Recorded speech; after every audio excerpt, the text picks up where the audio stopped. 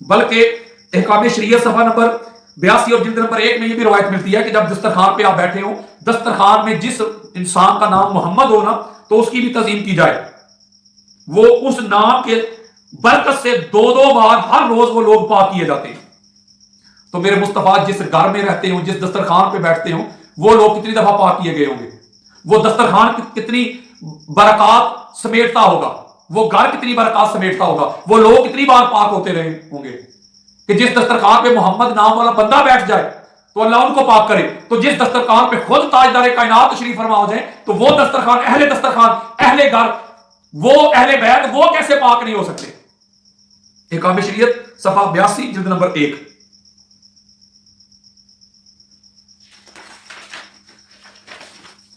تو پتہ چلا کہ سرکار ابو طالب علیہ السلام، آپ نے آقا علیہ الصلوۃ والسلام کے ساتھ جو محبت، جو عشق، جو پیار کا جو رشتہ نبھایا ہے، اس کی مثال نہیں ملتی۔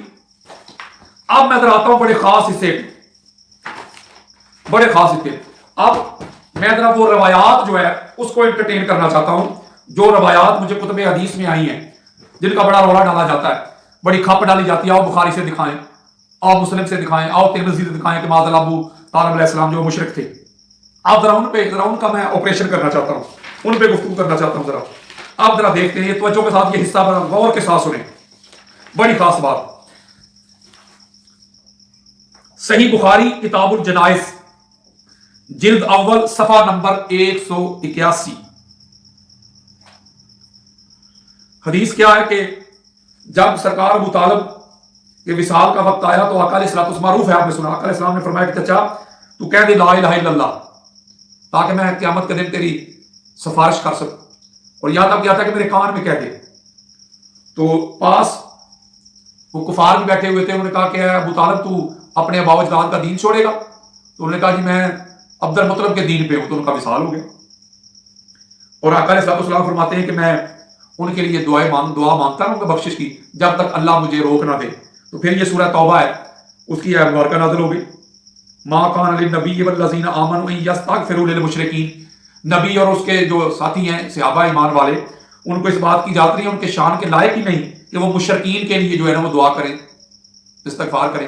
تو اللہ روک دیا تو آقا علیہ السلام روک گئے۔ یہ صحیح بخاری کتاب التفسیر جلد نمبر 2 صفحہ نمبر 474۔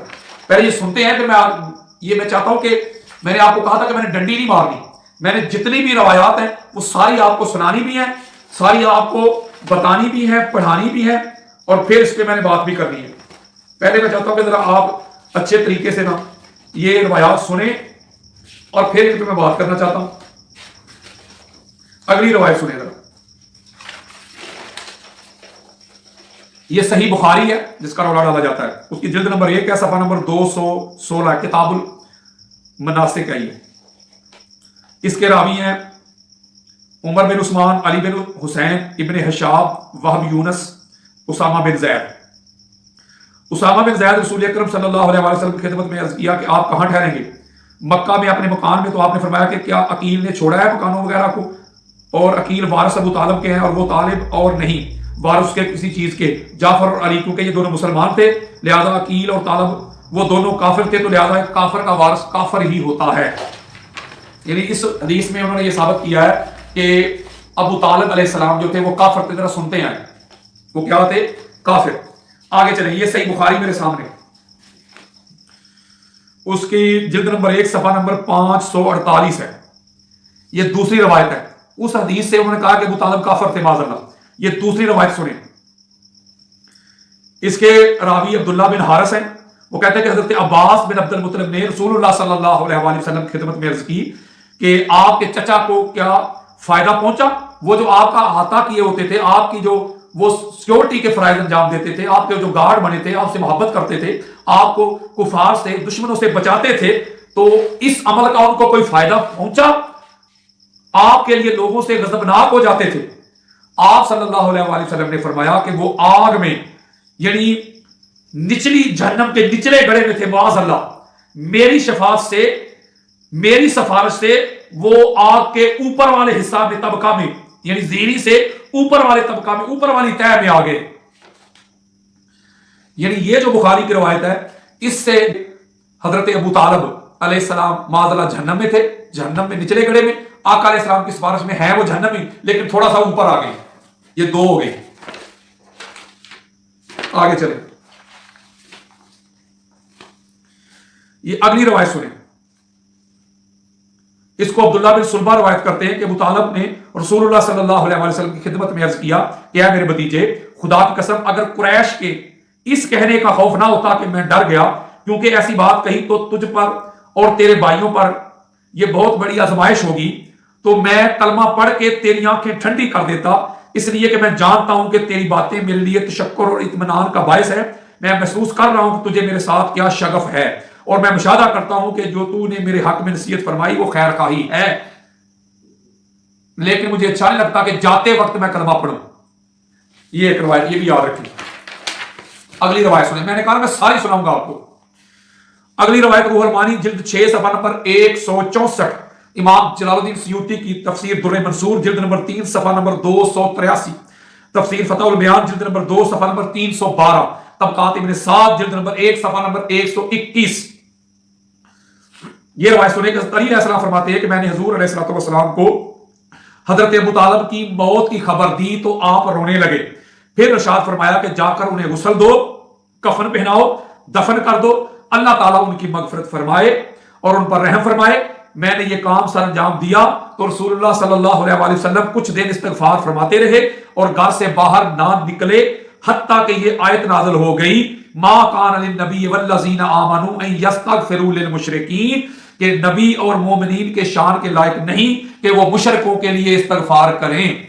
इसको भी याद रखिए। आगे चले, अगली रवायत जो है अल इसाबा फी तमीज़ सहाबा जिल्द नंबर 1 सफा नंबर 116। ये रवायत भी सुने।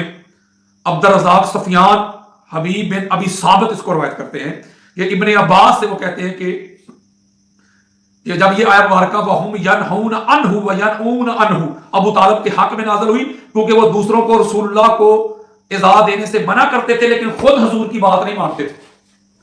यानी वो दूसरों के जो मसाइब थे या जो अजियत थी उनसे आका अलैहिस्सलाम को बचाते थे लेकिन खुद हुजूर की नहीं मानते थे, माज़अल्लाह। ये रवायत। आगे चले, इमाम जलालुद्दीन सयूती की खसाइसुल कुबरा उसकी जिल्द नंबर 1 सफा नंबर 217 है। रवायत सुने, इसको इब्ने असाकिर ने भी नकल किया है हसन इब्ने अम्मारा के तरीक से कि कई शख्सों से नबी करीम सल्लल्लाहु अलैहि वसल्लम और अली इब्ने अबी तालिब अलैहिस्सलाम हजरत अबू तालिब की कब्र तक गए और उनके लिए इस्तिगफार किया। बस अल्लाह ताला ने आयत करीमा नाज़िल फरमा दी। क्या?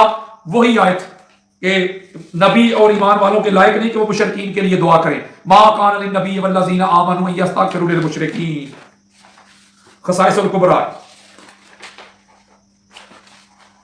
आगे चले, तबकात इब्न साद जिल्द नंबर 1 सफा नंबर 124, अल इसाबा जिल्द नंबर 1 सफा नंबर 117। ये भी सुने रवायत। अगली रवायत, इसको सफियान अबी इसहाक रवायत करते हैं कि हज़रत अली अलैहिस्सलाम फरमाते हैं कि मैं रसूलुल्लाह सल्लल्लाहु अलैहि वसल्लम की खिदमत में हाजिर हुआ और जाके अर्ज किया, या रसूलल्लाह, आपका बूढ़ा गुमराह चचा मर गया है। आपका बूढ़ा और गुमराह चचा मर गया। अली अलैहिस्सलाम कह रहे हैं अपने वालिद के बारे में, आका आपका बूढ़ा गुमराह चचा मर गया है। उससे मुराद उनके वालिद अबू तालिब थे। हुजूर अलैहिस्सलातु वस्सलाम ने इरशाद फरमाया कि जाकर उसे दफन कर दो और जब तक मेरे पास ना आ जाओ कुछ ना करना। बाद तदफीन मैं आका अलैहिस्सलाम की खिदमत में हाजिर हुआ गुस्ल देने के बाद, और आका अलैहिस्सलाम ने फरमाया, अली तू भी गुस्ल कर दे। और फिर आप फरमाते हैं कि ऐसी दुआएं दी कि मुझे बड़ी मुसरत हुई। यह भी रवायत। अगली रवायत सुने, यह सही मुस्लिम की है, जिल्द नंबर 1 सफा नंबर 115। ये जल्दी जल्दी सुने, जरा वक्त बचाना चाहता हूं। इसको अब्दुल्लाह बिन हारिस रवायत कर रहे हैं। अब्दुल्लाह बिन हारिस,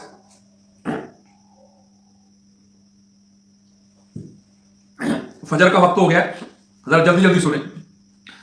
अब्दुल्लाह बिन हारिस रजी अल्लाह ताला रवायत करते हैं कि मैंने रसूलुल्लाह सल्लल्लाहु अलैहि वसल्लम की खिदमत में अर्ज की कि अबू तालिब आपका इहाता किए रहते थे, दुश्मनों से आपकी मदद करते थे, आपको बचाते थे, तो आपके लिए लोगों से अगर तकनाक हो जाया करते थे, उनको कोई नफा पहुंचा तो आका अलैहिस्सलाम ने फरमाया कि हाँ, हमने उन्हें घबराते नार में पाया और खींच कर ऊपर वाली सतह पर ले आए। یعنی مقام داہ میں لے آئے. یہ مسلم شریف جلد نمبر 1 صفحہ نمبر 115. اس کو بھی یاد رکھیے گا. اگلی روایت سنیں. اس کو امام زرقانی شرح المواہب الدنیا جلد نمبر 1 صفحہ نمبر 135، سیرت ابن حشام جلد نمبر 1 صفحہ نمبر 260.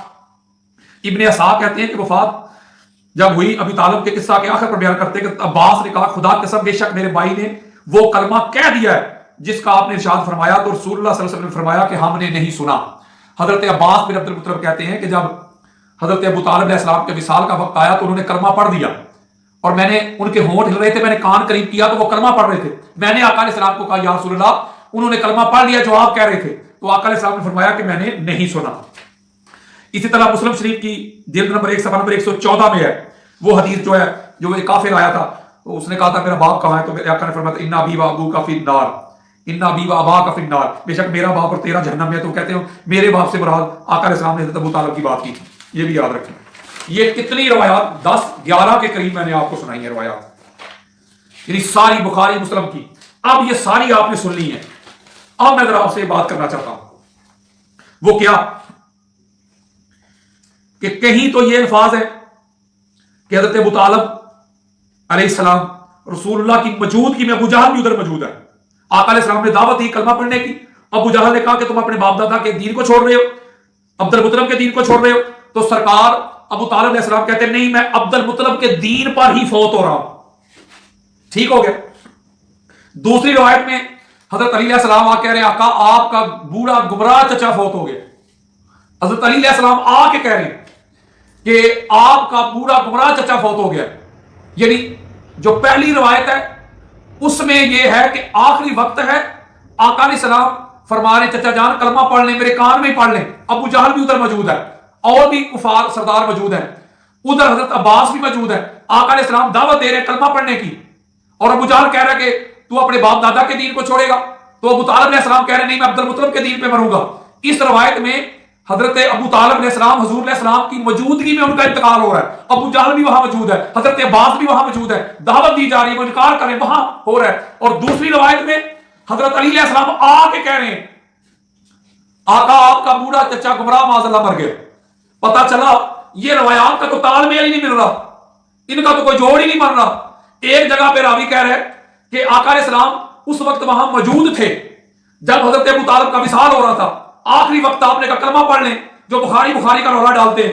کہا میرے کان میں کلمہ پڑھ لیں. ابو جہل نے ٹوکا تو انہوں نے انکار کر دیا، کہا میں عبد المطلب کے دین پہ مر رہا ہوں. دوسری روایت میں حضرت علی علیہ السلام خود چل کے آ رہے ہیں حضور علیہ السلام کی بارگاہ میں اور آ کے فرما رہے ہیں آقا آپ کا چچا مر گیا. حضور کہہ رہے جاؤ جا کے غسل دو، ان کی تدفین کرو، ان کو جا کے دفن کر دو. دوسری روایت یعنی کہ یہ جو روایات ہیں ان کا آپس میں تضاد ہی تضاد ہے.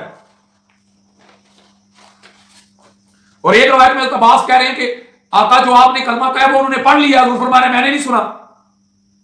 اور ایک روایت میں ہے کہ یہ ذرا میں آپ کو بتا رہا ہوں کہ ان کا تضادات چیک کریں ذرا ان روایات کے کہ ادھر آقا علیہ السلام کے سامنے سرکار ابو طالب کا وصال ہوا، حضور نے کہا کلمہ پڑھو، انہوں نے انکار کر دیا، ان کی ڈیتھ ہو گئی ادھر ہی. تو آقا علیہ السلام فرماتے ہیں کہ میں ان کے لیے استغفار کرتا رہوں گا، ان کے لیے بخشش کی دعا مانگتا رہوں گا جب تک اللہ مجھے روک نہیں دیتا. اور پھر کیا ہوا کہ اللہ تبارک تعالیٰ نے یہ سورہ توبہ کی آیت نازل کر دی ما کان للنبی والذین آمنوا یستغفروا للمشرکین. تو پھر حضور نے ان کے لیے دعا کرنا چھوڑ دی. دوسری روایت میں ہے حضرت علی علیہ السلام کہہ رہے ہیں میں نے آ کے اطلاع دی کہ آپ کے چچے کا انتقال ہو گیا، ڈیتھ ہو گئی ان کی.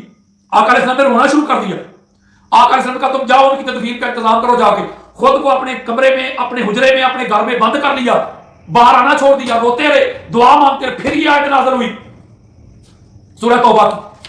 اب مجھے بتائیں کہیں کچھ بات ہو رہی ہے، کہیں کچھ بات ہو رہی ہے. کہیں حضرت علیہ السلام کہہ رہے ہیں آپ کا بوڑھا اور گمراہ چچا مر گیا، کہیں آقا علیہ السلام ان کے وصال کا سن کے رونا شروع کر دیا، خود کو کمرے میں بند کر دیا، باہر ہی نہیں نکلنے ہی چھوڑ دیا. وہاں یہ سورہ توبہ کی آیت نازل ہوئی. پھر آپ نے استغفار کرنا چھوڑا. کہیں کہہ رہے ہیں کہ ابو جہل بیٹھا تھا، حضرت عباس بیٹھے تھے، کہا چچا کلمہ پڑھو، انہوں نے روکا تو کہا میں عبد المطلب کے دین پہ مر رہا ہوں. کہا پھر میں نے استغفار کرنا شروع کر دیا، پھر یہ آیت نازل ہو گئی. یعنی یہ کیا مذاق ہے؟ کسی جگہ پہ کچھ ہے، کسی جگہ پہ کچھ.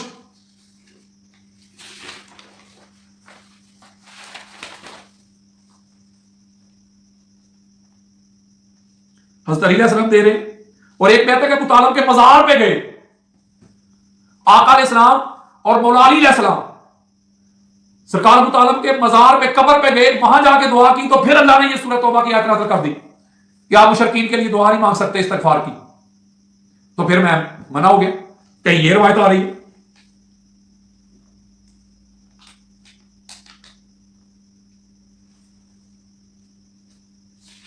جب یہ ان میں تضاد آ گیا اور بار بار کہہ رہے ہیں کہ وہ جو اپنا آیا مبارکہ یہ نازل ہوئی تو میں نے اپنے چچا کے لیے دعا کرنا چھوڑ دیا، استغفار کرنا چھوڑ دیا. تو میں یہاں آپ کو ایک بات بتانا چاہتا ہوں، ذرا توجہ کے ساتھ سمجھیں. یہ جو آیا مبارکہ ہے نا، یہ میرے سامنے سورہ توبہ کی، ما کان للنبی والذین آمنوا ان یستغفروا للمشرکین، نبی کے شان کے لائق نہیں اور ایمان والوں کے کہ وہ جو مشرکین رشتہ دار ہیں ان کے لیے دعا کریں. اور میں آپ کو بتانا چاہتا ہوں کہ یہ آیا مبارکہ یہ ہے مدنی، اور یہ جب وائنڈ اپ ہو رہا تھا نا قرآن مجید فرقان حمید کا، یہ آخری آیات ہے. یہ سورہ توبہ مدینہ میں نازل ہوئی ہے اور آخری وقت میں نازل ہوئی ہے. یہ آخری آیات ہیں اور سرکار ابو طالب علیہ السلام کا وصال ہو گیا مکہ میں. یعنی اس آیت کے نازل ہونے سے 10 سال راؤنڈ اباؤٹ پہلے سرکار ابو طالب کا وصال ہو گیا. یہ ذرا توجہ کے ساتھ نقطہ سمجھے. میں ذرا اس کے متن کی بات کر رہا ہوں، ذرا یہ جرح و تعدیل کر رہا ہوں متن پہ. آقا علیہ الصلوۃ والسلام کی حدیث جو بخاری لے کے آئے ہیں وہ کہتے ہیں کہ آقا علیہ الصلوۃ والسلام جب ابو طالب کا آخری وقت آیا، ابو جہل بھی ادھر ہے، دیگر سردار بھی ہیں، حضرت عباس بھی ہیں. آقا علیہ السلام فرماتے ہیں کہ چچا کلمہ پڑھ لو، میرے کان میں ہی پڑھ لو تاکہ قیامت کے دن میں آپ کی شفاعت کروں، میرا سینہ ٹھنڈا ہو جائے. تو ابو جہل نے کہا کہ آپ اپنے باپ دادا کا دین چھوڑنا چاہتے ہیں؟ تو سرکار ابو طالب نے کہا میں عبد المطلب کے دین پہ ہوں. تو وہیں آپ کا وصال ہو گیا. آقا علیہ السلام نے فرمایا میں ان کے بخشش کے لیے استغفار کرتا رہوں گا. آپ استغفار کرتے رہے تو یہ آیت نازل ہوگی. اور حضرت علی علیہ السلام کہہ رہے ہیں کہ آقا علیہ السلام اپنے گھر میں تشریف فرما تھے. جب میرے والد کا انتقال ہوا میں گیا، میں نے جا کے کہا آقا آپ کے چچا کا انتقال ہو چکا ہے، ان کا وصال ہو چکا ہے. آقا علیہ السلام نے رونا شروع کر دیا، دروازہ بند کر دیا، خود کو کمرے میں بند کر لیا، حجرے میں بند کر لیا، کئی دن باہر نہ نکلے، روتے رہے، استغفار کرتے رہے. اللہ نے یہ آیت اتار دی. کہیں حضرت علی علیہ السلام کہہ رہے ہیں میں اور آقا علیہ السلام میرے والد کی قبر پہ چلے گئے، وہاں جا کے دعا کی تو اللہ نے یہ آیت اتار دی. اب یہ آیت اتری ہے میرے دوستوں، بزرگوں، میری بہنوں، بیٹیوں، باجیوں. یہ آیت مبارکہ نازل ہو رہی ہے مدینہ میں 10 سال بعد، سرکار ابو طالب علیہ السلام کے وصال کے 10 سال بعد نازل ہو رہی ہے. تو یہ روایات کہہ رہی ہیں، کوئی کہہ رہا ہے کہ گھر کے اندر آقا علیہ السلام روتے رہے تو نازل ہو گئی. کوئی روایت کہہ رہی ہے کہ وہیں جہاں ان کا وصال ہوا تو انہوں نے استغفار کرنا شروع کر دیا تو آیت اتر گئی. کوئی روایت کہہ رہی ہے کہ قبر پہ گئے ہیں، وہاں جا کے استغفار کیا تو پھر آیت نازل ہو گئی. کوئی روایت کہہ رہی ہے کہ حضرت آمنہ کی قبر پاک پہ گئے حضور، وہاں جا کے استغفار کیا، حضرت آمنہ وہاں جا کے استغفار کیا ہے تو وہاں جا کے یہ آیت نازل ہوئی. اللہ نے آقا علیہ السلام کو ان کی امی کے لیے استغفار کرنے سے روک دیا. نقل کفر کفر نہ باشد، یہ جلال الدین سیوطی کی خصائص الکبریٰ میرے سامنے ہے.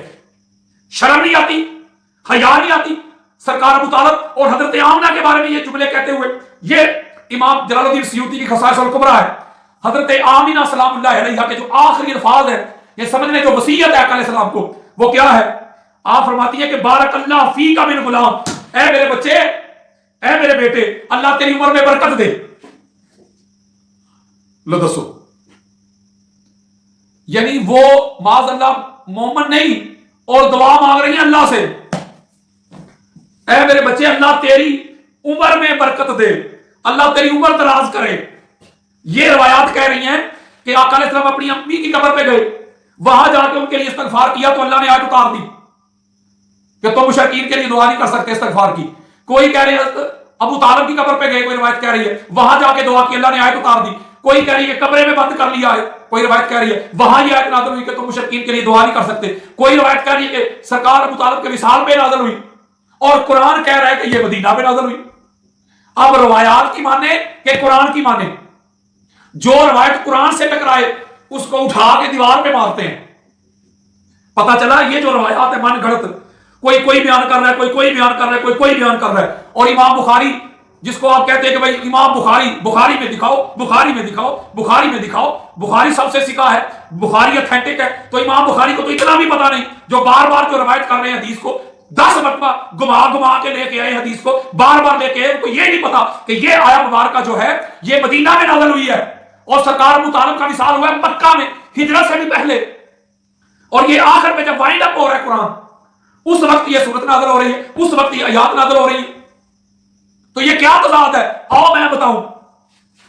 یہ آیت مبارکہ کا شان نزول پتہ کیا ہے؟ غزوہ احد کے بعد آپ کو پتا ہے جو رشتہ دار عزا و کارم تھے مسلمانوں کے، کچھ مشرک تھے کچھ کافر تھے، وہ فوت ہو گئے، تو مسلمان ان کے لیے دعا مانگتے تھے، ان کے لیے. تو اللہ نے ان کو روکا ہے کہ جو تمہارے عزا و کارم مر گئے ہیں نا ان کے لیے دعا نہ مانگو، مشرک تھے. تو انہوں نے اٹھا کے اس کو حضرت ابو طالب کے ساتھ ان کے ساتھ جڑ دیا. نقل کفر نباشر. کہ جتنی روایات میں نے آپ کے سامنے، طالب علم نہیں پڑھتا، کوئی کچھ کہہ رہا ہے، کوئی کچھ کہہ رہا ہے، کوئی کچھ کہہ رہا ہے. یہ گواہی ہے ان کی، یہ شہادتیں ہیں ان کی جو ابو طالب کے ایمان کے خلاف کھڑے ہو گئے. یہ ہے ان کے گواہ، یہ ہے ان کی حقیقت، یہ ہے ان کی اصلیت. ابھی تو وہی کچھ نہیں، میں آگے دیکھیں ذرا ایک ایک روایت کیسے آپریشن کرتا ہوں.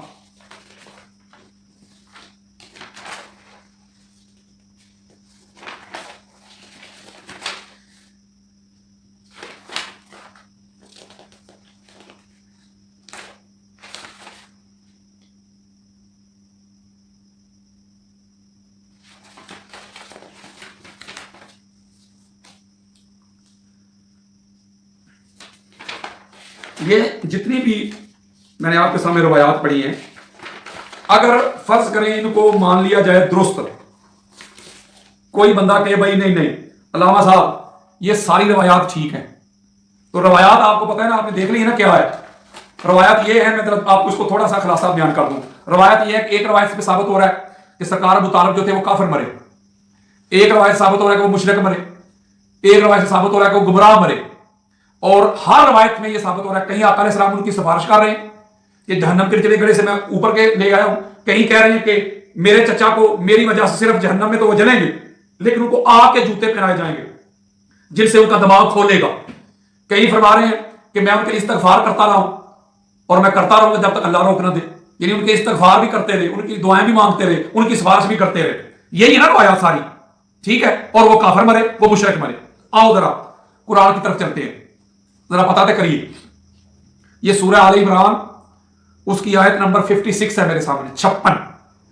اللہ رب العزت نے فرمایا فَأَمَّا الَّذِينَ كَفَرُوا فَأُعَذِّبُهُمْ عَذَابًا شَدِيدًا فِي الدُّنْيَا وَالْآخِرَةِ وَمَا لَهُم مِّن نَاصِرِينَ. اللہ کہتا ہے وہ جو کافر ہے نا، وہ جو کافر رہے، کافر مرے، دنیا اور آخرت میں ان کو سخت عذاب ہوگا اور کوئی ان کا مددگار نہیں ہوگا. لو جی، قرآن کہہ رہا ہے جو کافر مرے ان کو دنیا میں بھی عذاب، آخرت میں بھی عذاب، اور دنیا اور آخرت میں کوئی ان کا مددگار نہیں ہوگا. آقا علیہ السلام فرما رہے ہیں کہ میں اپنا اختیار استعمال کرتے ہوئے ان کے لیے دعائیں بھی کرتا رہا اور ان کو میں نے جہنم کے نچلے درجے سے نکال کے اوپر کر لیا اور صرف ان کو آگ کے جوتے پہنائے جائیں گے. ان کے عذاب میں کمی ہوگی، تخفیف ہوگی، میں ان کی مدد کروں گا. جبکہ قرآن کہتا ہے کہ جو کافر مر جائے وہ جہنم میں جلیں گے اور ان کا کوئی مددگار نہیں ہوگا. اور یہ آیت میں آپ کو جو مزے کی بات ہے، یہ جتنی آیات میں آپ کو دوں گا یہ ساری آیات اس آیت سے پہلے نازل ہوئی ہیں. یہ ذرا بڑی خاص بات ہے، آپ توجہ کے ساتھ یہ نقطہ سمجھیں.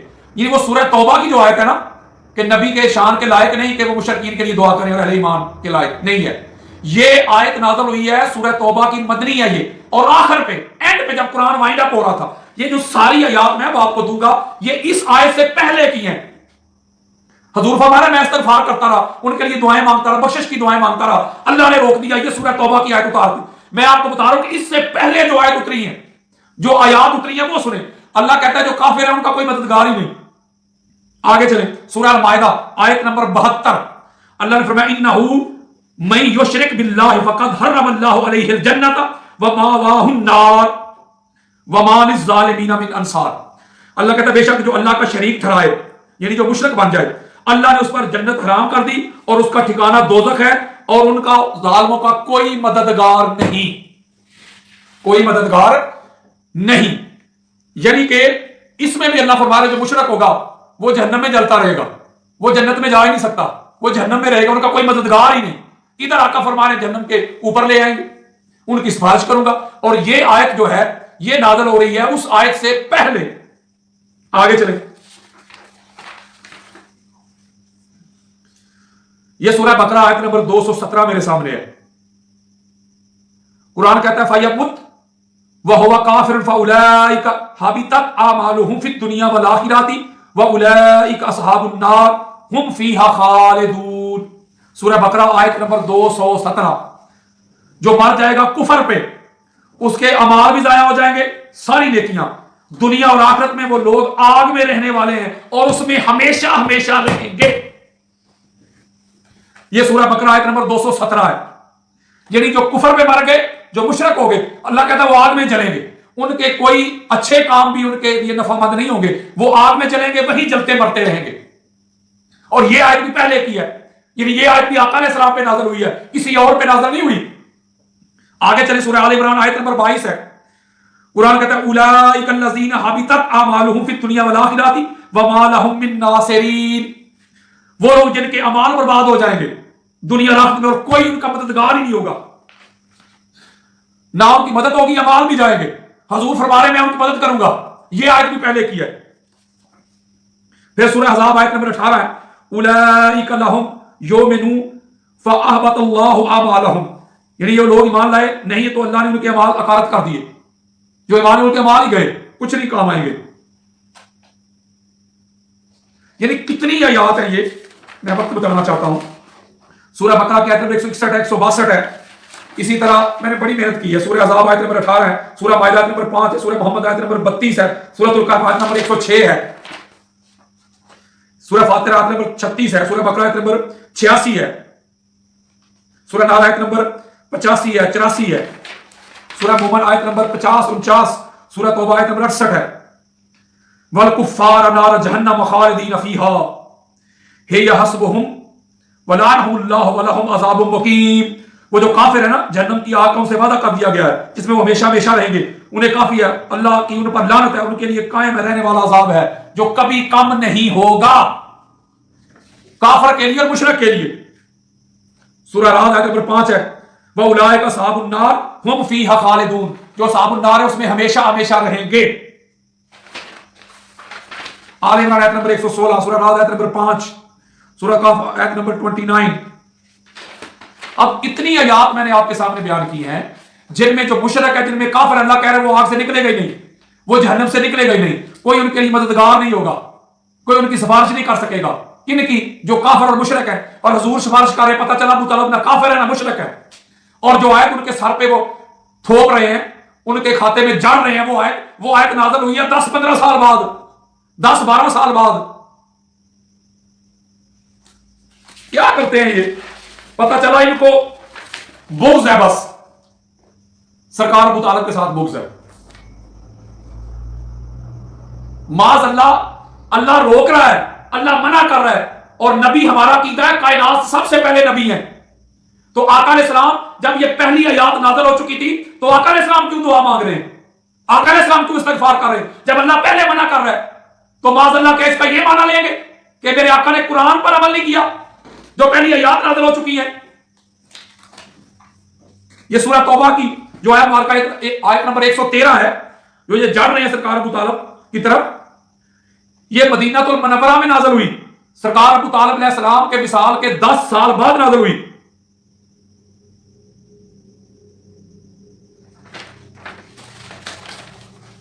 یہ کتنی روایات میں نے آپ کے سامنے بیان کی، کسی میں کچھ، کسی میں کچھ، کسی میں کچھ، کسی میں کچھ. اب ذرا میں آپ کو تھوڑے سے دلائل دے دوں اس آیت کے بارے میں بھی کہ یہ آیت کب نازل ہوئی. یہ جو ما کان للنبی والذین آمنوا یستغفروا للمشرکین، ذرا اس پر دلائل دوں میں آپ کو. یہ تفسیر قرطبی ہے میرے ہاتھ میں، جلد نمبر 8 صفحہ نمبر 273، جو سرکار ابو طالب کے ساتھ یہ ان کے نام کے ساتھ جو جڑ رہے ہیں. وہ کہتے ہیں کہ یہ آیت مبارکہ مدینہ المنورہ میں نازل ہوئی اور حضرت ابو طالب علیہ السلام کے حق میں ہرگز نازل نہیں ہوئی، جبکہ یہ سورہ توبہ جس میں یہ آیت مبارکہ ہے قرآن مجید کے نزول کے مطابق قرآن کی آخری سورہ ہے، یعنی یہ لاسٹ آخری سورت ہے قرآن کی نزول کے حساب سے، اس کی آیت مبارکہ. اور حضرت ابو طالب علیہ السلام کا انتقال اس آیت کے نزول سے 10-12 سال پہلے ہو گیا تھا۔ تفسیر قرطبی جلد نمبر 8 صفحہ نمبر 273۔ یہ میں اپنا ذوق نہیں بتا رہا، اب میں دلائل دے رہا ہوں اس آیت پہ جو امام بخاری کہہ رہے ہیں ابو طالب کے کھاتے میں ڈال رہے ہیں، امام مسلم جو ابو طالب کے کھاتے میں ڈال رہے ہیں، وہ آپ کو بتا رہا ہوں ذرا۔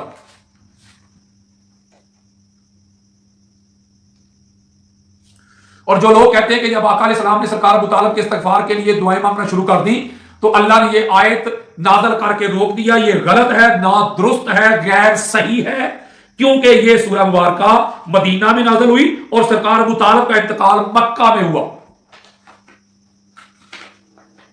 تفسیر کشاف صفحہ نمبر 15 2۔ روح المعانی علامہ آلوسی کی، سنیں اس آیت کے بارے میں بتا رہا ہوں، علامہ آلوسی کی روح المعانی جلد نمبر 10 صفحہ نمبر 92 کہتے ہیں یہ آیت مبارکہ مدینہ میں نازل ہوئی اور سرکار ابو طالب کا وصال مکہ میں ہوا اور یہ آیت 10 سال بعد نازل ہوئی۔ روح البیان شیخ اسماعیل حقی جلد نمبر 2 صفحہ نمبر 552 فرماتے ہیں کہ یہ آیت مبارکہ مدینہ میں نازل ہوئی اور سرکار ابو طالب علیہ السلام کا وصال مکہ میں ہوا، اس کا شان نزول ابو طالب نہیں ہے۔ امام فخر الدین رازی تفسیر الکبیر جلد نمبر 16 صفحہ نمبر 208 آپ دیکھتے ہیں یہ آیت مبارکہ مدینہ میں نازل ہوئی، ابو طالب کا وصال مکہ میں ہوا، یہ اس کا شان نزول ابو طالب نہیں ہے۔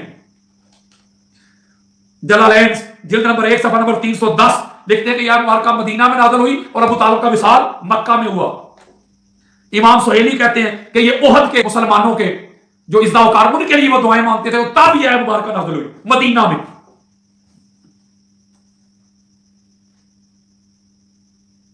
اس کا مطلب ہے کہ معاذ اللہ آقا علیہ الصلوۃ والسلام کو اللہ روکتا رہا اور حضور دعائیں مانگتے رہے۔ سورہ المائدہ نمبر 72 انہ من یشرک باللہ فقد حرم اللہ علیہ الجنہ، یہ پہلے کی آیات ہے، میں بار بار بتا رہا ہوں۔ سورہ نساء نمبر 48 ان اللہ لا یغفر ان یشرک بہ ویغفر ما دون ذلک لمن یشاء، بے شک اللہ تعالیٰ اس کو نہیں بخشے گا جو اللہ کے ساتھ شریک ٹھہراتا ہے اور شرک کے سوا جتنے گناہ ہوں گے وہ معاف ہوں گے۔ یعنی کہ حضور فرما رہے مشرک کو نہیں اللہ فرما رہے مشرک کو نہیں بخشوں گا، حضور پھر بھی دعائیں مانگ رہے۔ اللہ فرما رہے سورہ الانعام آیت نمبر 106 وَأَعْرِضْ عَنِ الْمُشْرِكِينَ، مشرکین سے منہ موڑ لیں، حضور پھر بھی دعائیں مانگتے رہے۔ اللہ فرمایا سورہ نساء آیت نمبر 168 ان الذین کفروا وظلموا لم یکن اللہ لیغفر لهم، جنہوں نے کفر کیا حد سے بڑے اللہ تعالیٰ انہیں ہرگز نہیں بخشے گا۔ جو کافر ہو گئے جو مشرک ہو گئے اللہ کہہ رہا نہیں بخشے گا، حضور کہتے میں پھر بھی دعائیں مانگتا رہا، میں پھر بھی بخشوانے کی دعائیں مانگتا رہا۔ سورہ محمد آیت نمبر 34 ثم ماتوا وهم کفار فلن یغفر اللہ لهم، جو کافر مر گئے اللہ تعالیٰ انہیں ہرگز نہیں بخشے گا، حضور پھر بھی دعائیں مانگتے رہے۔ سورہ مجادلہ آیت نمبر 22 لا تجد قوما یؤمنون باللہ والیوم الآخر یوادون من حاد اللہ ورسولہ ولو كانوا آباءهم وابناءهم واخوانهم او عشیرتهم، اللہ روک رہا رشتہ دار ہو بھائی ہوں، خبردار اللہ اللہ کے رسول کے دشمن اللہ کو نہیں بخشے گا، حضور پھر بھی دعائیں مانگتے رہے۔ سورہ نساء آیت نمبر 144 یا ایھا الذین آمنوا لا تتخذوا الکافرین اولیاء من دون المؤمنین، اے ایمان والوں کو چھوڑ کے کافروں کو دوست نہ بناؤ، حضور پھر بھی دعائیں مانگتے رہے، دوست بناتے رہے۔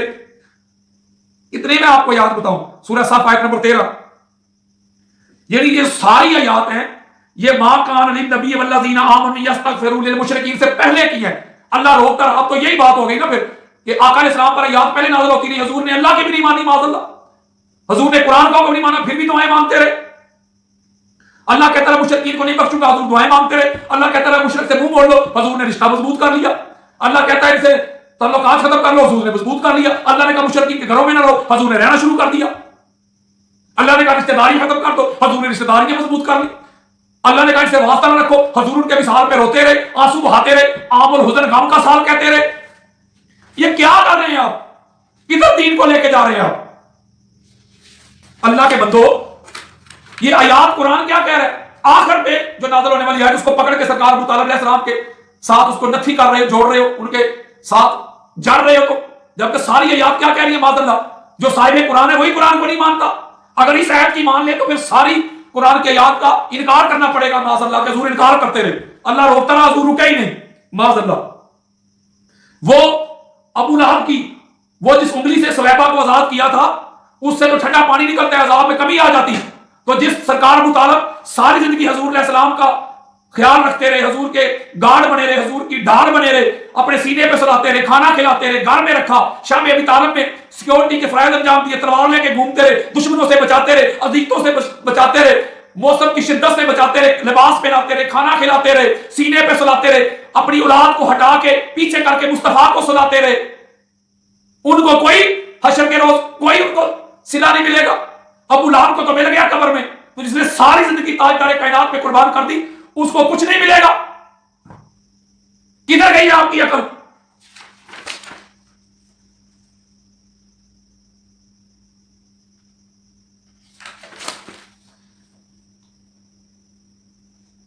اس کو امام ابن جریر نے صفحہ 43 جلد نمبر 11 میں لیا ہے. درر منصور صفحہ نمبر 282 جلد نمبر 3، امام الدین ابن کثیر صفحہ نمبر 293 جلد نمبر 3. وہ کہتے ہیں یہ بالکل غلط ہے. یہ آیت مبارکہ سرکار ابو طالب کے لیے نازل ہی نہیں ہوئی. وہ کہتے ہیں یہ مسلمانوں کے لیے نازل ہوئی ہے. یہ سارے حوالے دے رہا ہوں میں آپ کو.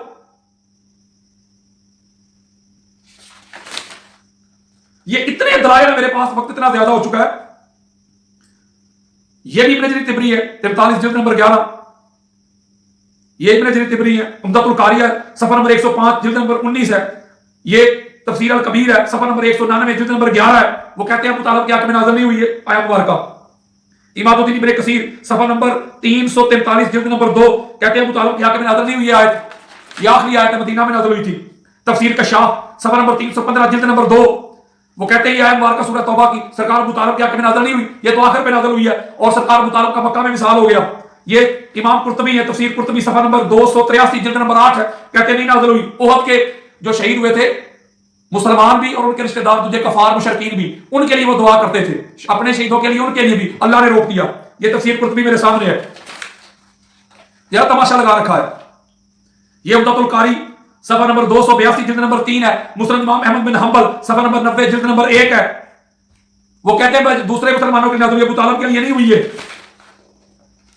یہ ترمذی شریف ہے جلد نمبر 2 صفحہ نمبر 494، جامع ترمذی دے رہا ہوں. ابن جریر جلد 11 صفحہ نمبر 43، عمدۃ القاری جلد 19 صفحہ نمبر 105، درر منصور جلد نمبر 3 صفحہ نمبر 282، مسند امام احمد بن حنبل جلد نمبر 1 صفحہ نمبر 90، امام قرطبی جلد نمبر 8 صفحہ نمبر 274، تفسیر ابن کبیر جلد نمبر 11 صفحہ نمبر 199، طبقات ابن سعد جلد نمبر 1 صفحہ نمبر 124.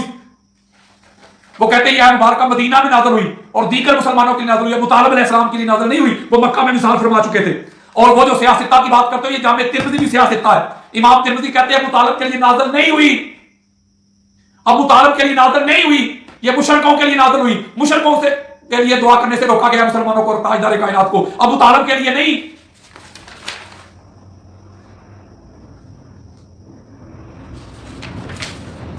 کتنے میں آپ کو حوالے اور ریفرنس دوں؟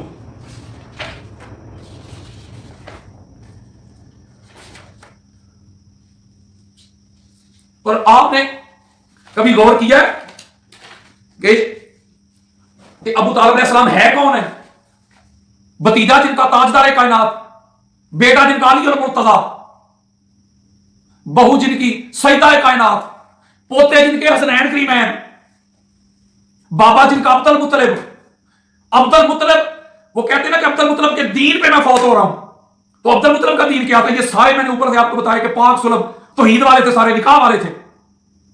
اور سرکار عبد المطلب کے پاس بھی لوگ آتے تھے جب بارش نہیں برستی تھی، وہ بھی روایات موجود ہے.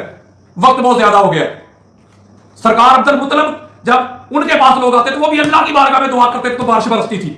اگر سرکار ابو طالب عبد المطلب کے دین پہ فوت ہوئے ہیں تو وہ بھی مومن ہی فوت ہوئے ہیں. عبد المطلب کا دین بھی یہی تھا.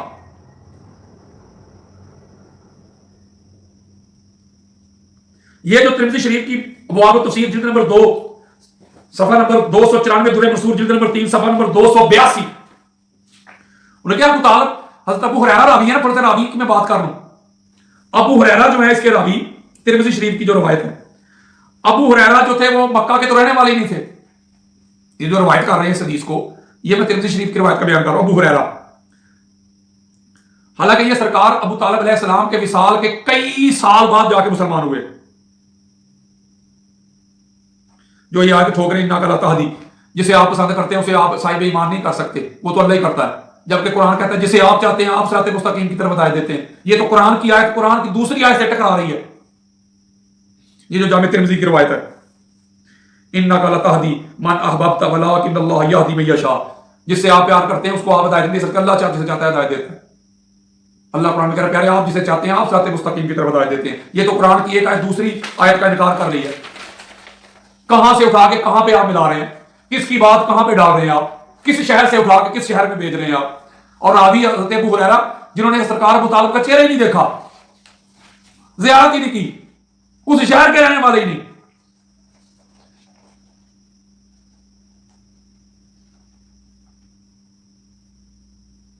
حضرت ابو ہریرہ فرماتے ہیں کہ رسول اللہ صلی اللہ علیہ وسلم نے اپنے چچا کو کلمہ پڑھ لینے کا کہا.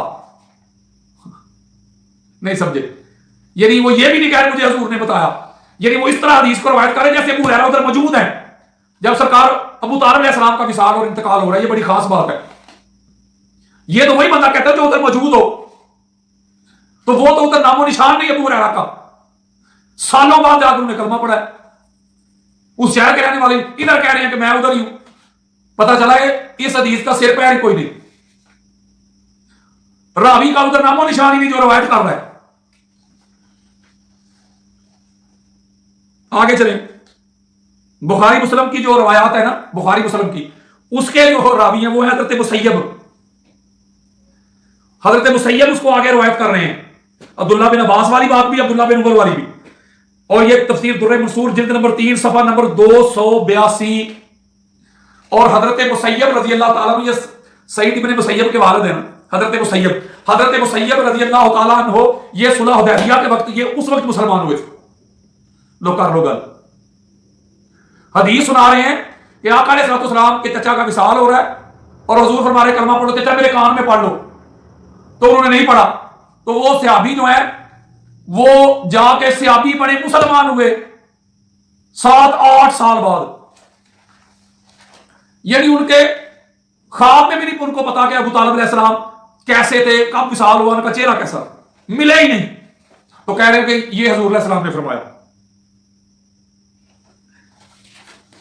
یہ 3 راوی. اور آگے جو بات آ رہی ہے وہ بڑی لطف کی بات ہے. آپ کو پتا چل جائے گا کہ روایات کا کیا ہے، سارا یہ مذاق کیا ہے. تو سرکار ابو طالب علیہ السلام پر جڑ کر ان کو مشرک کافر کا روڑا ڈالتے ہیں. عبداللہ ابن عباس رضی اللہ تعالیٰ عنہ راوی، ٹھیک ہے. اور عبداللہ ابن عباس شیب ابی طالب میں پیدا ہوئے ہیں. یعنی عبداللہ ابن عباس پیدا ہوئے شیب ابی طالب میں، 3 سال جو محصور رہے ہیں خاندان بنو ہاشم، وہاں اس کے اندر پیدا ہوئے. اور سرکار ابو طالب علیہ السلام جب وہ محاصرہ یا وہ جو قید ختم ہوئی ہے تو اس کے بعد آپ کا وصال ہو گیا. تو یعنی اس وقت یہ 3 سال بنتے ہیں عبداللہ ابن عباس. تو یہ 3 سال کا کون سا راوی ہے بھائی؟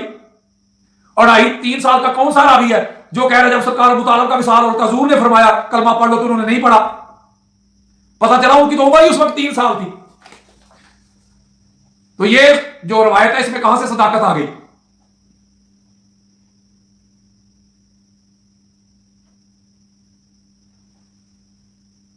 حضرت ابو ہریرہ مکہ میں رہنے والے نہیں تھے، عبداللہ بن عباس چھوٹے بچے تھے، اور حضرت مسیب جو تھے وہ صلح حدیبیہ کے وقت انہوں نے کلمہ پڑھا. تب تک سرکار ابو طالب علیہ السلام کا وصال ہو چکا تھا.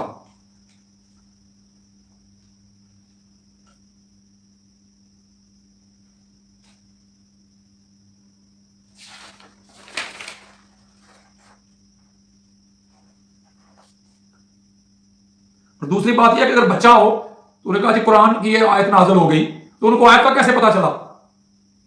اور جو دیگر روایت کرے اس وقت مسلمان بھی نہیں تھے، ان کو کیسے پتا چلا؟ وہ تو قرآن جب پڑھا جاتا تھا تو شور مچایا کرتے تھے، ان کو کیسے پتا کون سی آیت نازل ہوئی ہے؟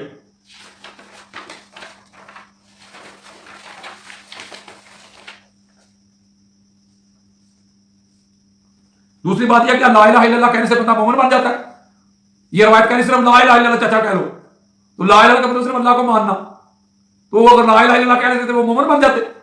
جب تک رسالت کو نہیں مانیں گے، ایمان کی جو صفات ہیں ان کو نہیں مانیں گے، تو مومن کیسے بنیں گے؟ اور دوسری بات اگر آخری وقت میں وہ کہتے ہیں کہ کلمہ پڑھ لیں، تو آخری وقت میں کلمہ پڑھنے سے وہ کیسے مسلمان ہو جاتے؟ جبکہ سورہ یونس آیت نمبر 90 میں ہے کہ جو فرعون جب غرق ہو رہا تو آخر پہ فرعون نے غرق ہوتے ہوتے ڈوبتے ڈوبتے کہا ہے کہ موسیٰ علیہ السلام کی ماں پر بلکہ پوری رضا کے ساتھ میں اس کے رب پہ ایمان لاتا ہوں. تو فرعون کو کیوں گالیاں نکالتے ہو پھر؟ नकले कुफर कुफर नाबाशर। ये जो सूरह अल-कसस की आयत नंबर 56 बयान की जाती है, बताना चाहते इसका भी कोई सार पैर नहीं, जिससे आप मोहब्बत करते हैं आप उसको हिदायत नहीं दे सकते। तफसीर इब्ने कबीर है, जिल्द शशम है, सफा नंबर 449 है। इसी तरह तफसीर नईमी जिल्द 2 सफा नंबर 106 है।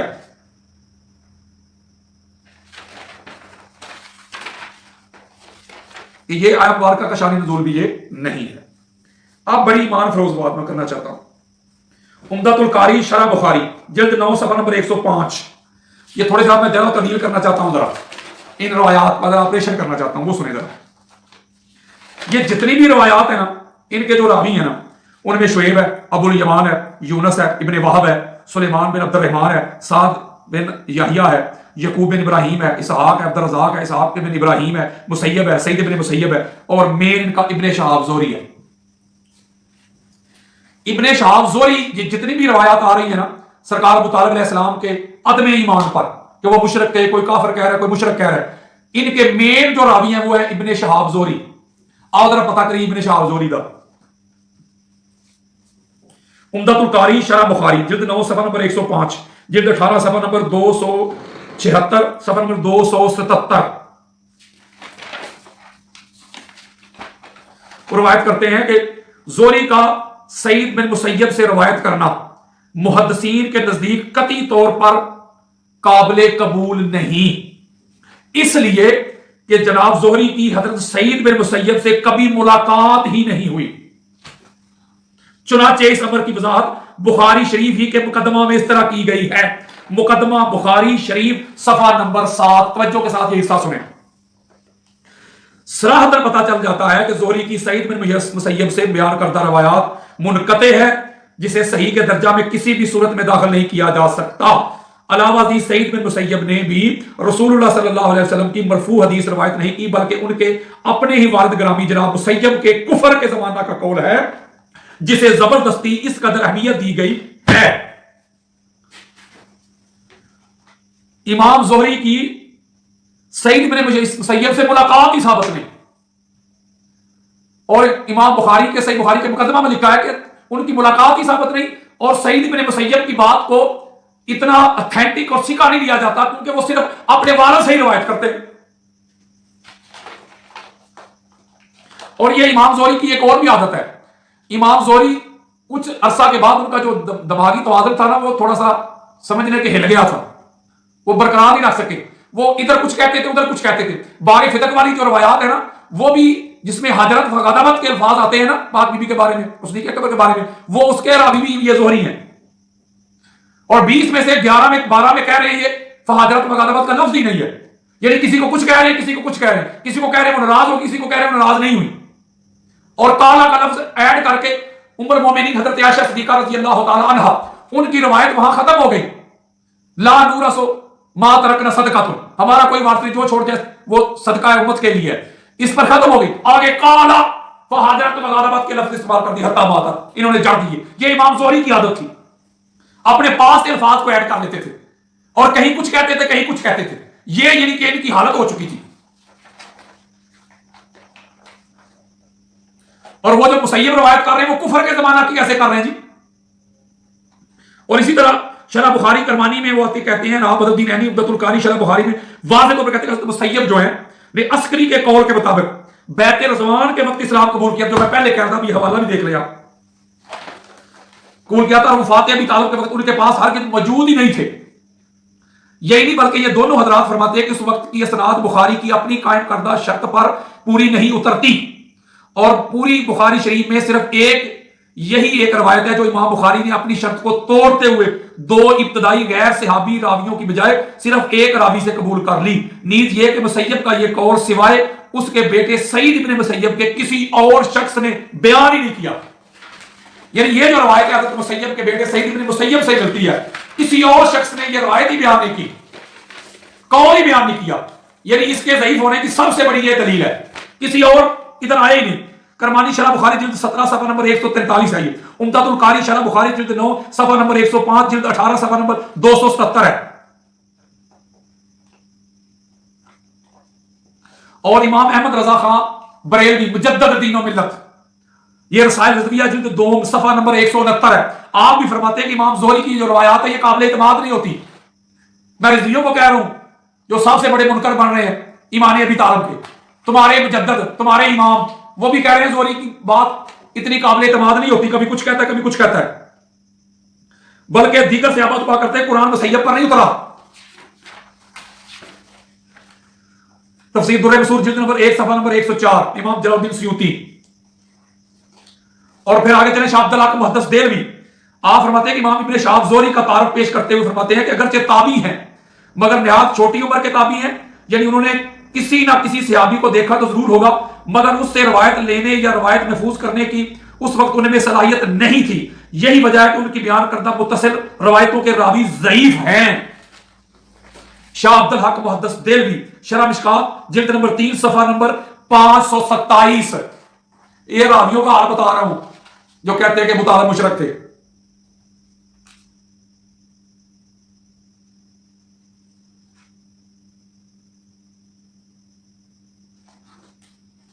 امام بخاری نے اگر حضرت مسیب سے یہ روایت لی ہے تو وہ تو اس وقت انہوں نے کلمہ ہی نہیں پڑھا ہوا تھا، ادھر موجود ہی نہیں تھے، اسے ان کے بیٹے نے روایت کیا ہے، تو کتنی سکا ہوگی بات۔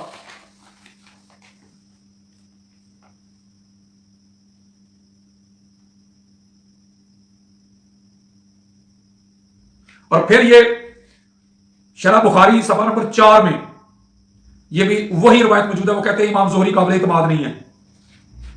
علامہ وحید الزمان کہتے ہیں صفحہ نمبر 5 پہ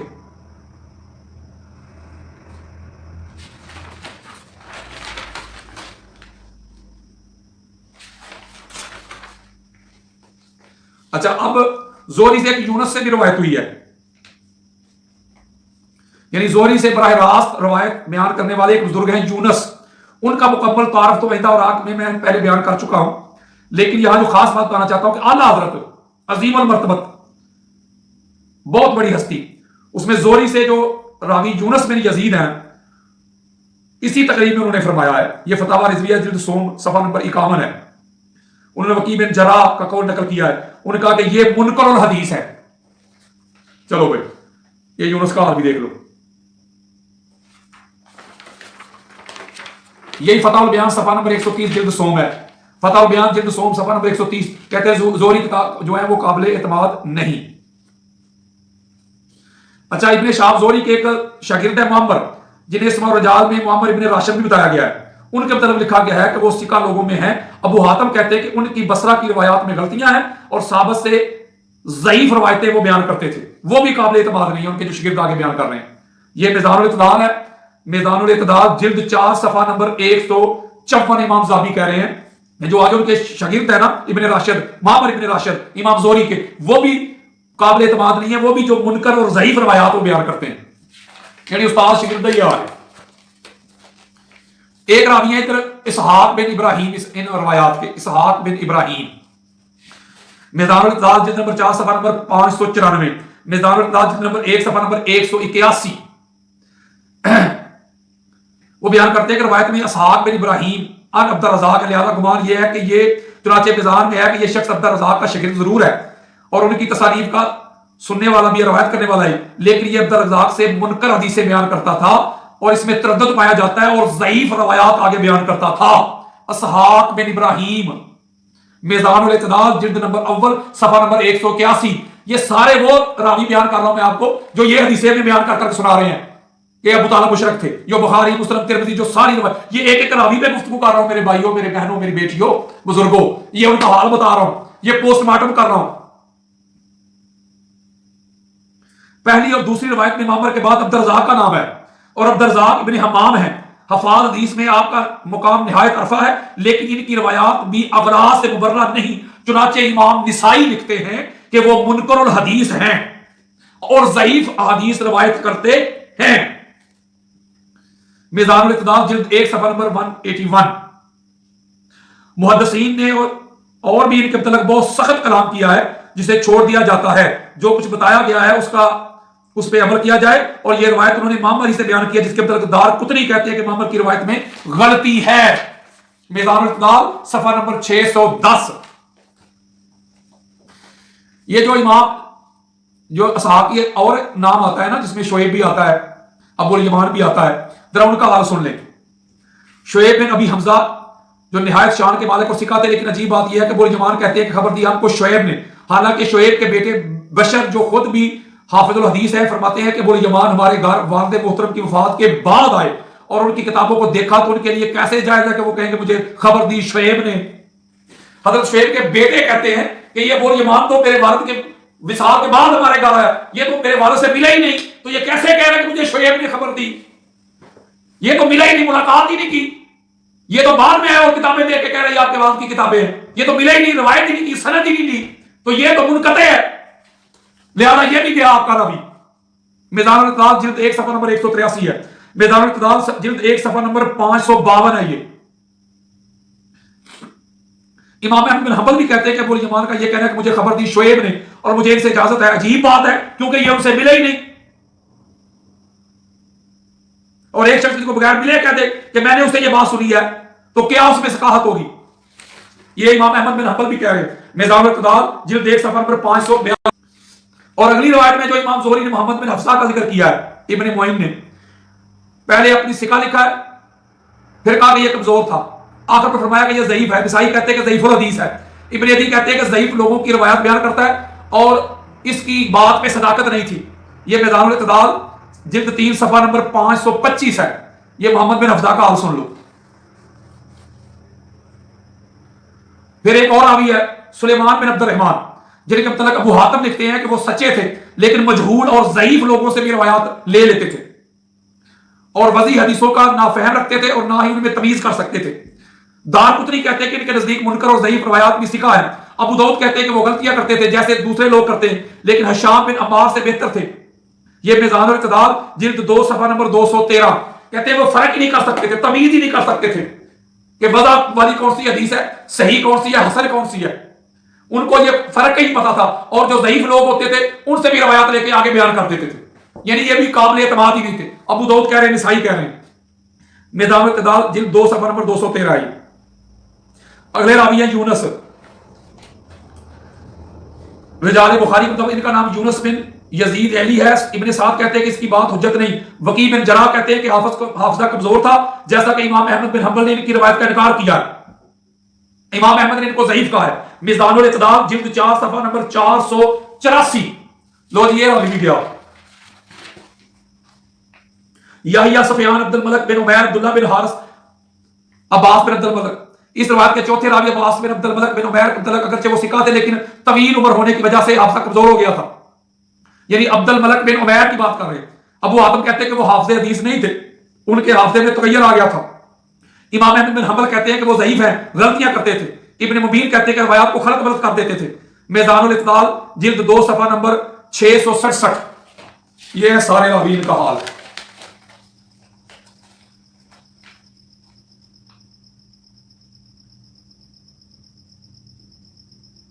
یہ ابن الہاد کا حال ہے۔ میزان الاعتدال جلد 4 صفحہ نمبر 430۔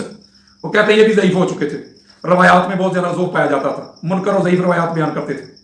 عبداللہ بن یوسف بخاری کے حاشیے پر دیے گئے اسماء الرجال میں بتاتے ہیں کہ جو بخاری کے اساتذہ میں سے ہیں کہ ثقہ ہے لیکن لیث بن سعد سے روایت کرنے والے جو عبداللہ بن یوسف ہیں وہ لائق اعتماد نہیں۔ المیزان الاعتدال جلد 2 صفحہ نمبر 528۔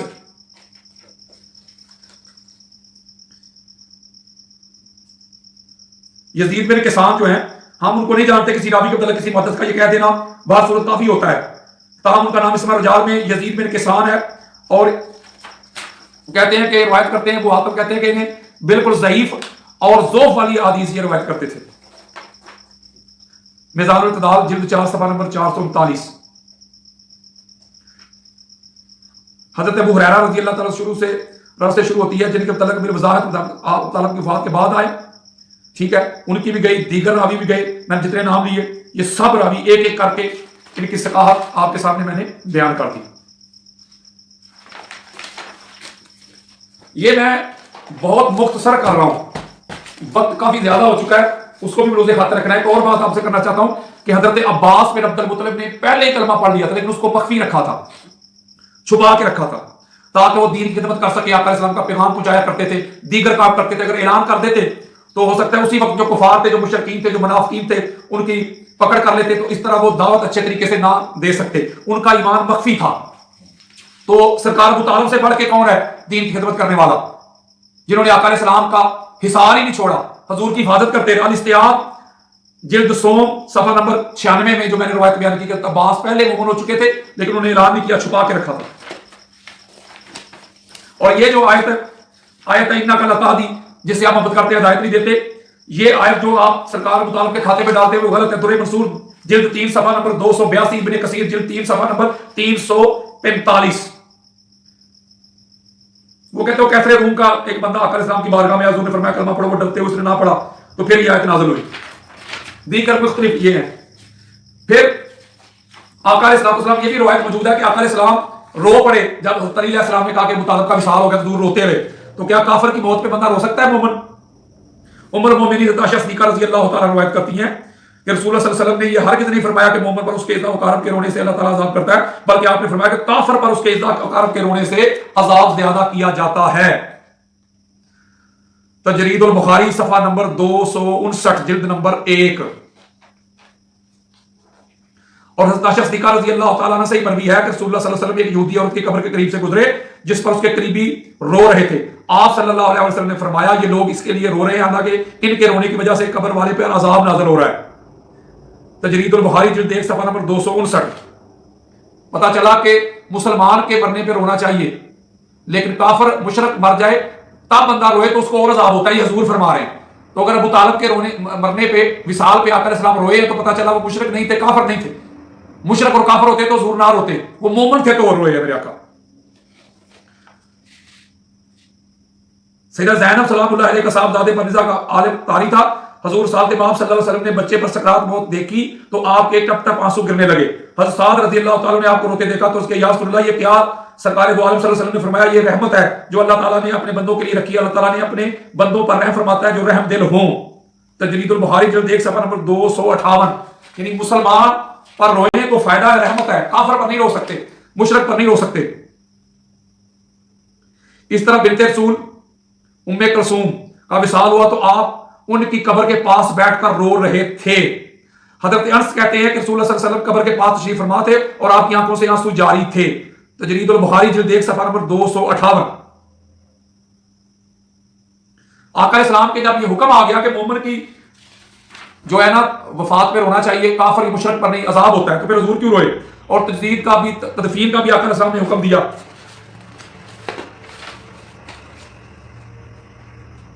اور اعلیٰ حضرت شاہ احمد رضا خان بریلوی فقہا کے نزدیک یہ پر مسلم ہے کہ اگر کافر اور مشرک میت کے ورثاء میں سے کوئی شخص کافر مشرک موجود ہو تو میت اس کے حوالے کر دی جائے. یعنی مسلمان نہیں لیتا میت. جبکہ آقا علیہ السلام نے علی علیہ السلام کو اگر کو غسل دو اور تدفین کی، بات کہتے ہیں جنازہ کیوں نہیں پڑھا؟ اللہ کے بندو جنازہ اس وقت یہ احکام ہی نہیں تھے جنازے کے. عمر المومنین خدیجہ الکبریٰ اور سرکار ابو طالب علیہ السلام اسی سال میں آگے پیچھے وصال ہوا جس کو آقا علیہ السلام نے عام الحزن کہا، غم کا سال. اور یہاں ایک اور بات بتا جاؤں کہ جب وہ کفار آئے نا کہ سرکار ابو طالب کے پاس اور آقا علیہ السلام کی شکایت کی کہ آپ کا بھتیجا جو ہے ہمارے خداؤں کو برا بھلا کہتا ہے، تو یہ نہیں کہا کہ آپ کے خداؤں کو برا بھلا کہتا ہے، ہمارے خداؤں کو. پتا چلا ابو جہل ابو لہب کے خدا اور تھے اور سرکار ابو طالب کا خدا اور تھا. اگر ابو طالب کے بھی وہی خدا ہوتے تو وہ کہتے نا کہ آپ کے خدا کو برا بھلا کہتا ہے، اگر ہمارے خدا کو برا بھلا کہتا ہے، آپ کے نہیں. پتا ابو طالب کا خدا اللہ ہے اور ان کے لات منات تھے.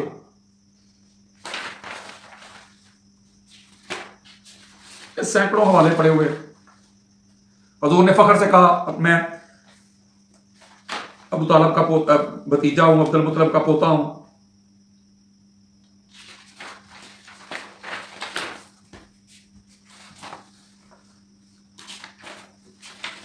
اسی طرح میں آپ کو موٹی بات بتانا چاہتا ہوں کہ جو روایات پھر جو اشعار لکھے ہیں، اشعار پورا دیوان میرے سامنے پڑا ہے، وقت نہیں رہا، یہ سارا دیوان ہے، یہ دیوان ابی طالب ہے میرے پاس. ایسے اشعار ہے، ترجمہ پڑھے تو پتہ چلتا ہے کہ وہ صاحب ایمان تھے. یہ پورا دیوان پڑا ہے. میں ایک بات کہنا چاہتا ہوں کہ جو روایات قرآن سے ٹکرا جائیں ان کو دیوار پہ مارتے ہیں، پھینکتے ہیں. اور پھر جو سرکار ابو طالب کا ایک تعلق ایک رشتہ ہے کہ آقا علیہ السلام ان کے بھتیجے ہیں جو ساری کائنات کے سردار اور مالک ہے، بیٹا علی المرتضیٰ جو امامت کا سردار ہے، ولایت کا سردار ہے، ان کے پوتے حسنین کریمین جنت کے سردار، بہو جنت کی عورتوں کی سردار، اور خود خاندان بنو ہاشم کے چشم و چراغ ہیں، ساری زندگی آقا علیہ السلام کی محبت میں گزاری، آقا علیہ السلام کے دفاع میں گزار دی، آقا علیہ السلام کی تعظیم توقیر میں گزار دی، آقا علیہ السلام کے سیکورٹی گارڈ بن کے گزار دی، آقا علیہ السلام کے آصف بن کے گزار دی، حضور علیہ السلام کو کھلاتے رہے، پلاتے رہے، سینے پہ سلاتے رہے، کبھی کبھی ایسے اٹھاتے آقا علیہ السلام اپنا دودھ مبارک سرکار ابو طالب کے چہرے پہ پھینک دیتے، حضور کی زلفیں سنوارتے، حضور کو کپڑے پہناتے، اور فرماتے جب میں کبھی گرمی ہوتی تو کہتا بیٹا قمیض اتار دو، تو میرا بھتیجا کہتا تھا اس طرف کرو، اس وقت میں سمجھ گیا کہ اللہ کے نبی ہیں، اور اس کے جسم سے نور کی کرنیں نکلتی۔ یہ نہ دیکھے کہ روایات کیا کہتی ہیں، یہ نہ دیکھے کہ فلاں کیا کہتا ہے، فلاں کیا کہتا ہے، دیکھو قرآن کیا کہتا ہے، مصطفیٰ کا سرکار ابو طالب کے ساتھ کیا تعلق اور واسطہ تھا، کس طرح سینے سے لگاتے تھے، اور آپ فرماتے ہیں کہ ایک پل کے لیے بھی جدا نہیں کیا، درے ابی طالب کے نوکر بنو، درے ابی طالب کے منگتے بنو، دیوانے بنو، پروانے بنو، اپنا اٹھنا بیٹھنا جینا مرنا اوڑھنا بچھونا سرکار ابو طالب کی محبت کر لو۔ میں تو سرکار ابو طالب کے در کا منگتا ہوں، دیوانہ ہوں، پروانہ ہوں، بیکاری ہوں، میں پلتا ہوں تیرے ابی طالب پہ، میں ان کے در کے ٹکڑے کھا کے پلتا ہوں۔ خدا را سرکار ابی طالب وہ ہستی ہیں، وہ ذات ہے، وہ وجود ہے، وہ پیکر ہیں، اگر وہ مومن نہیں تو کائنات میں کوئی روح زمین پہ کوئی مومن ہو نہیں سکتا۔ ان کی نسبت آقا کے ساتھ ہے، ان کا تعلق آقا کے ساتھ ہے، ان کا رشتہ آقا کے ساتھ ہے، ان کا ربط آقا کے ساتھ ہے۔ آپ بھی اس در کے منگتے بنو، بیکاری بنو، دیوانے بنو، پروانے بنو، تاکہ ہم پہ خدا راضی ہو سکے، اس کا مصطفیٰ راضی ہو سکے۔ انشاءاللہ تعالی زندگی رہی تو پھر یہ موضوع بیان ہوتے رہیں گے، وقت بڑا محدود تھا، انشاءاللہ پورا تو نہیں ہو سکا، لیکن بات آپ سمجھ گئے ہوں گے۔ وما علیہ الا البلاغ المبین۔